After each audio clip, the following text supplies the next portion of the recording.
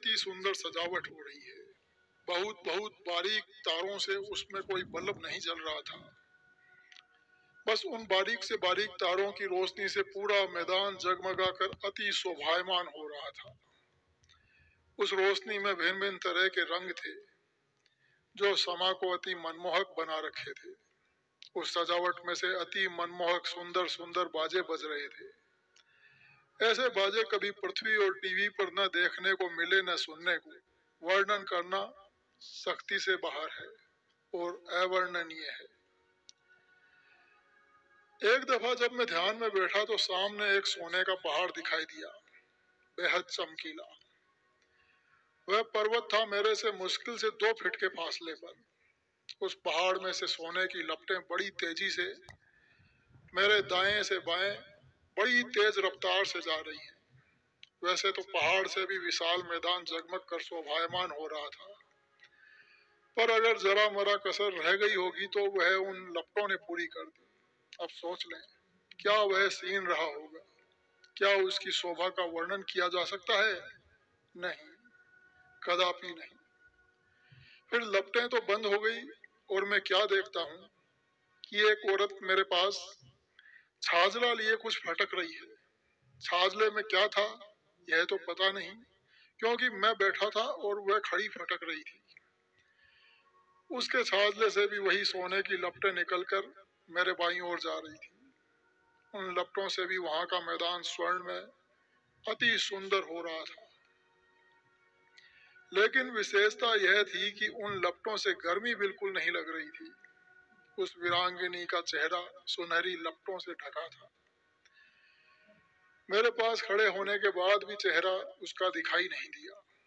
अब भाई बहनों, आप ही सोचें कि जो मैं कुछ ऊपर बयान कर चुका हूँ और आगे बयां करूंगा, इन्हें छोड़कर कौन मृत्यु लोक में रहना पसंद करेगा? यही तो गुरु जी की महिमा अति अपरंपार, क्षण में करावे भव सागर पार। हे दाता, मैं पापी हूँ, मेरे गुनाहों को क्षमा करना।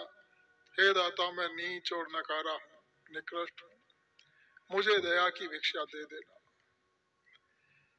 एक दिन मैं जब ध्यान में बैठा तो देखा चारों तरफ काले काले के अलावा कुछ नजर नहीं आ रहा था।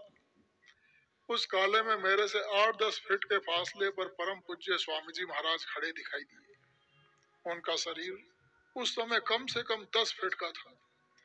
विशाल लंबी भुजाएं और लंबी टांगे, बिल्कुल मोटे तंदुरुस्त, पर उनका चेहरा दिखाई नहीं दिया। आवाज आई कि स्वामी जी हैं। इस सीन में 2 भुजाएं और 2 पैर ही थे, जबकि जो सीन उनका नदी के पानी के ऊपर बैठे दिखा था उसमें असंख्य भुजाएं थी। पता नहीं यह सीन मैं कब तक देखता रहा।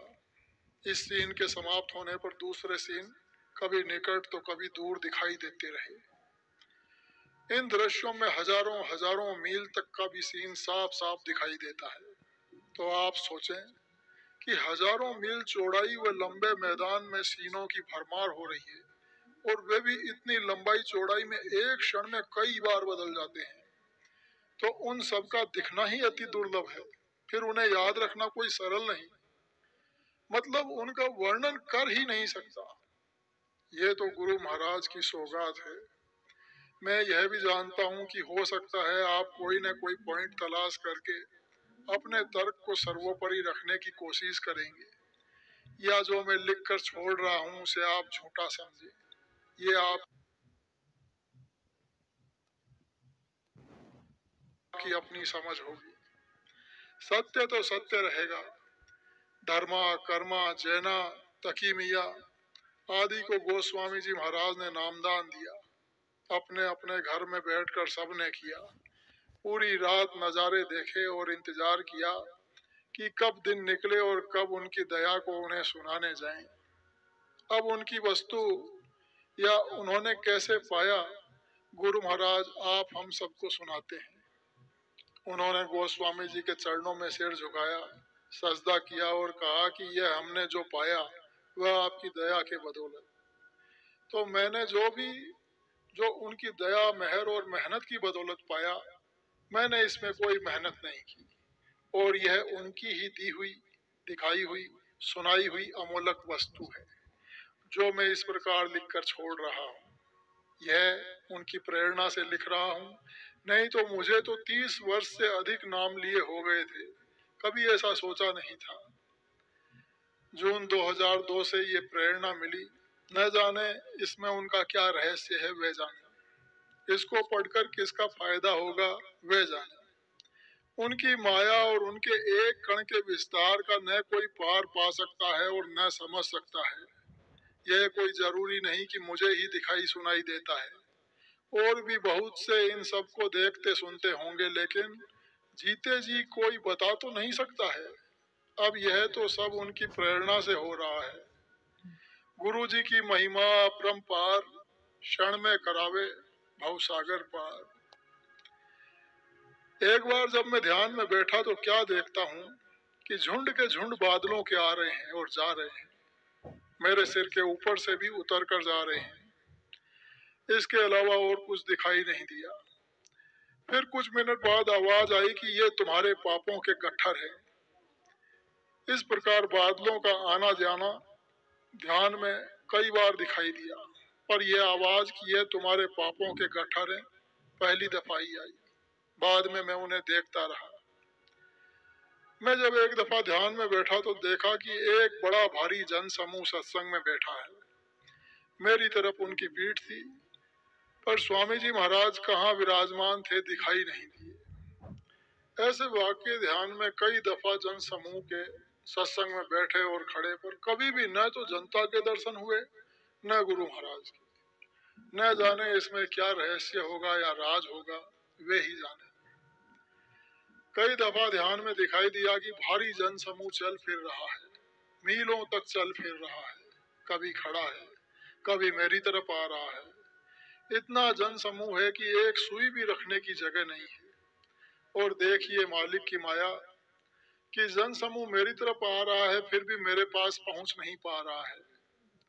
और वह जन समूह क्षणों में दूर और क्षणों में निकट और क्षणों में अति अधिक खचाखच और क्षण भर में बहुत ही कम इक्के दुक्के कहाँ चले जाते और फिर कहाँ से प्रकट हो जाते। यह दृश्य ध्यान में मैं कई बार गुरु महाराज की दया से देख चुका। बल्कि सत्य तो यह है कि मालिक अपनी दया से इस सीन को कई बार दिखा चुके हैं। मैं इस रहस्य को अभी तक नहीं समझ पाया हूँ। वैसे अपने रहस्य को स्वयं समझावें तभी समझ में आएगा। हम निकृष्ट जीव उनके किसी भी सीन के रहस्य को क्या समझ सकते हैं जिनके सिर पर अनगिनत पापों के गट्ठे लदे हों। वह क्या सीन के रहस्य को समझेगा। एक बार जब मैं ध्यान में बैठा तो क्या देखता हूँ कि कितने ही बड़े बड़े महल, उन पर गजब की सुंदर नक्काशी की हुई थी। वे महल क्षण भर में बड़ी दूर दूर हो जाए और क्षण भर में बहुत नजदीक, इतने नजदीक कि उनकी गलियों से निकलना कठिन हो जाए। उनकी ऊंचाई लंबाई चौड़ाई का कोई पता नहीं। अजीब बात यह कि दाएं बाएं सामने तो दिखता है, पर उस समय सिर के ऊपर भी जो दृश्य होते हैं साफ दिखाई देते हैं। बस पीठ के पीछे क्या हो रहा है यह दिखाई नहीं देता। उन आकाश चुंबी महलों से अनेक दृश्य क्षण क्षण में बदलते, उनकी नक्काशी अति शोभायमान, दिल को अपनी ओर खींचे जा रही थी। इनका वर्णन करना अति कठिन है। इन महलों में कोई आदमी औरत व बच्चे दिखाई नहीं दिए, और अगर दो चार चलते फिरते दिखाई भी दिए तो उनकी शक्ल कभी दिखाई नहीं दी। हे सत्संगियों, है न गुरु जी की विद्या का कमाल। न घर बार छोड़ा, न कोई तपस्या की, न कोई तीर्थ व्रत किया, और ऊपर के लोगों के दर्शन किए। अभी क्या, मैं समझता हूँ कि है तो शुरुआत है, आगे आगे उनकी दया की कमी नहीं होगी। यही तो गुरु जी की महिमा अपरंपार, क्षण में करावे भवसागर पार। हे दाता, मैं पापी हूँ, मेरे गुनाहों को माफ करो। हे दाता, मैं अति नीच निकृष्ट हूँ, मुझे दया की भिक्षा दे देना। एक बार गुरु महाराज ने फरमाया था कि संत बिना गुनाहों को कोई क्षमा नहीं कर सकता, इसलिए अपने गुनाहों की माफी मांगा करो और दया की गुहार किया करो। बिना मांगे कोई कुछ देगा? फिर फरमाया था, दया और गुनाहों को माफ करने की गुहार भी घाट पर बैठकर मांगोगे तभी काम बनेगा, ऐसे चलते फिरते नहीं। मैंने उसी समय से एक माला, दाता मैं पापी हूँ, मेरे गुनाहों को क्षमा करना, और एक माला, हे दाता मैं अति नीच निकृष्ट हूँ, मुझे दया की भिक्षा दे देना। सुमिरन के बाद ही ये दो माला, एक पापों को क्षमा करने की और दूसरी दया की भीख दे देना। मैंने दो भाइयों को ऐसा करने के लिए बोला भी था। ज्यादा भाई बहनों को इसलिए नहीं बताया कि मना ही करेंगे कि स्वामी जी तो 8 माला बताते हैं, राणा 10 माला, तो गड़बड़ हो जाएगा। और उन दो भाइयों को भी पत्रिका में लिखा दिखा दिया, जिसमें लिखा था कि दया और गुनाहों की माफी घाट पर बैठकर मांगने से मिलेगी। पता नहीं उन्होंने शुरू की या नहीं। जय गुरु।